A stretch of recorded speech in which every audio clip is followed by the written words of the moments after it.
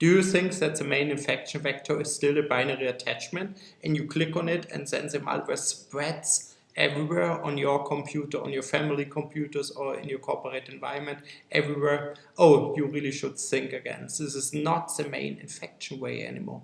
Why not? Because the bad guys, they have learned, they're clever now.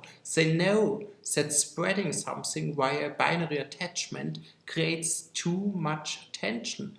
Because if you think about it, it runs through an exchange server, it runs through an ISP, and sooner or later, the security industry is developing signatures, and then you know exactly, by scanning the binaries again, that something happened in a given moment in time. You could warn the users, you could clean up the infections, you could remove all the binaries, and so on. All of this.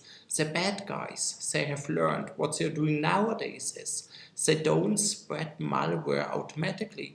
They don't use binary attachments anymore. No, what they do is they just embed a URL within an email. And this URL is just clever social engineering. It tells you, click there to see a video from Michael Jackson, which was long lost. Click here to see something special. Click here to get rich quick. Click here to do something. And end users as well as enterprise users are willingly open the URL and get infected automatically through a vulnerability, or willingly download a file and execute the file afterwards. It goes so far that sometimes you even see in Facebook something like a twin finder, and it tells you actually to copy a Java code into your browser from this web page and then execute the Java code. And users are doing this. So all the threats we are seeing now, or I would say 90% of all threats we are seeing now, are web-based.